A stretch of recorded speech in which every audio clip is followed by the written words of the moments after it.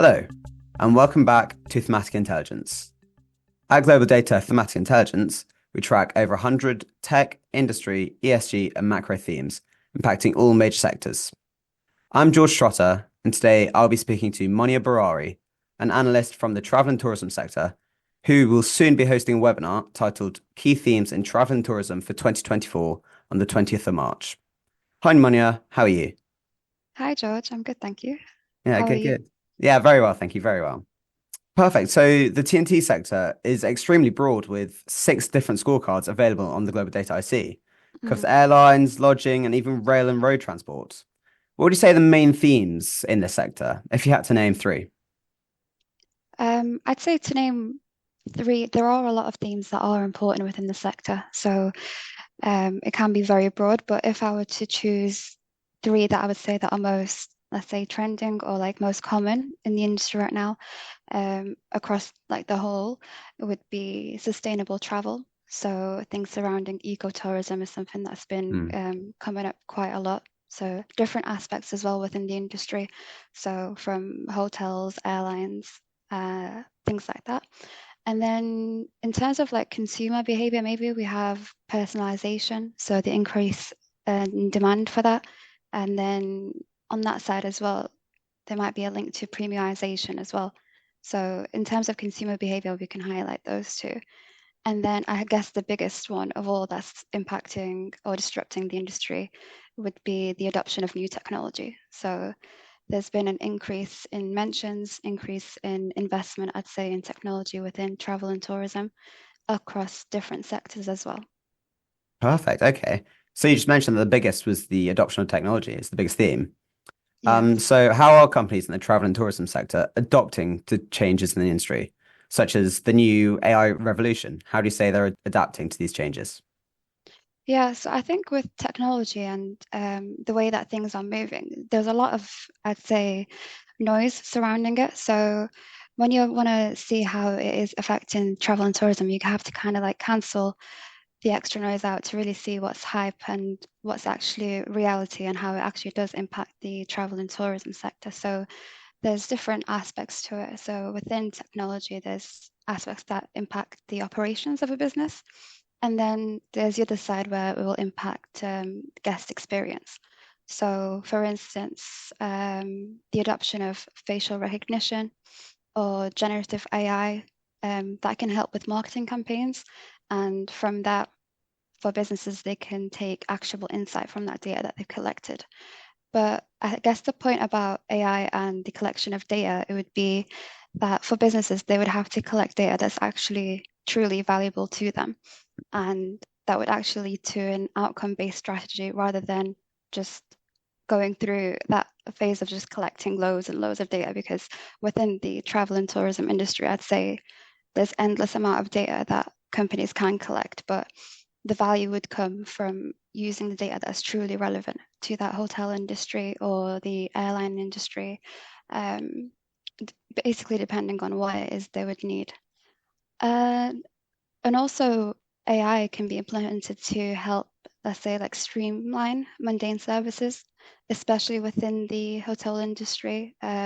Across the past several years, we've seen a staff shortage in the hotel industry. So if we can get AI or technologies to streamline, help hotels especially operate more efficiently, that would help.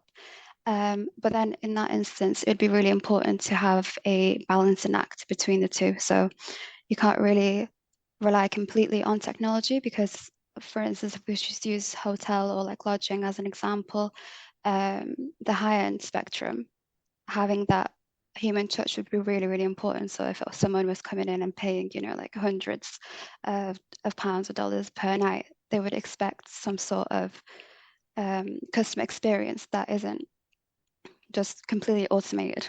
So if you don't want to Yeah. walk in, if you're paying like $500 a night just for you to sign in at like a kiosk by yourself and not have any like human interaction that can help really elevate that experience. So I think the human touch is important as well, whilst implementing the technology.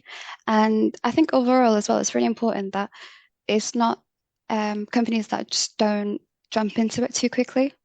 in terms of just trying to keep it on track with everything that's changing. There's always things changing within the industry. So making sure that you pick out the key parts that will actually help to elevate your guest experience, but also on the operational side as well, make things more efficient.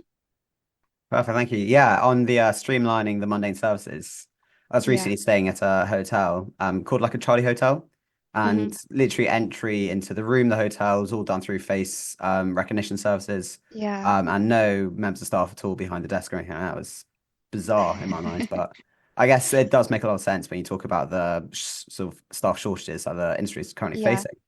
Yeah, so I Yeah. I think see. it's just Sorry. important to having a balance between the two, I guess. Um, you can't completely rely on tech, but then at the same time, it can help in being efficient in some ways. Yeah, definitely, definitely. So you mentioned ESG being an important factor with ecotourism and the sustainable travel. It's a big problem at the moment, real challenge to the industry. With the New York Times even reporting that air travel contributes to about 4% of all human-induced global CO2 emissions. So how do you see Mhm. these ESG challenges impacting the operations of business in the travel and tourism sector? Yeah, so I think within travel and tourism, just given the nature of the industry, there is going to be an inherent like footprint that's left behind. So I guess in this sense, it would be how well do companies contribute to the environment and putting in strategies or policies that would help them out.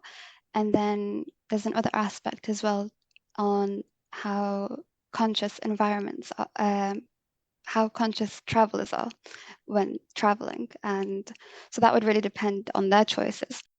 So within travel and tourism, there is different aspects that companies can adopt to reduce their environmental impact. So for instance, you mentioned airlines as the biggest contributor. So with airlines, a lot of their waste can be from fuel mainly, and also food waste. So a way that they can maybe perhaps reduce their food waste is implement technologies to predict how, let's say, like portion sizes, for instance, for meals during flights, if they are too much or too little, just to get the right amount so they're not producing excessive waste. That part would also cut down the cost of the food, but then at the same time reduce waste. And so it has both benefits, operational and on the side of consumer side as well. In terms of like sustainable aviation as well, that's an aspect that fits into the airlines industry. There's multiple stakeholders that would impact this as well. So uh, how airports operate, the fuel providers, and making sure that manufacturers have efficient engines as well. That can all impact the environmental aspect of, or the progression, sorry, of the environment. Perfect, thank you. So we probably have about time for one more question. Yeah. And you mentioned the personalization and premiumization as an increasingly popular theme affecting the travel and tourism sector. So these two themes are linked. I wouldn't say they're linked entirely, but I would say that there is crossover to an extent of both because they are completely different. So personalization will focus on making sure that consumers' preference are met by a company within the travel and tourism. So I think there's also been an increase in personalization as well in demand from consumers, because the way everything is online, for instance, on social media, everything is tailored to your likes, your preferred habits, and things like that. So everything tends to be customized. Um, so in that aspect, personalization is very common.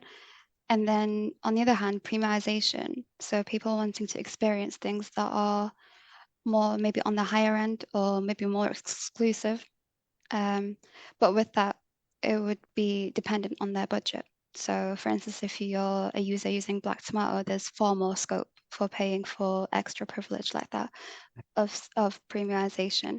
And then, but also having the aspect of everything being personalized. So they can personalize your whole itinerary depending on your needs, your preferences, and things like that. Perfect. Thank you so much, Monia, for those instant insights. And thank you for listening. So, from us in Thematic Intelligence, see you next time.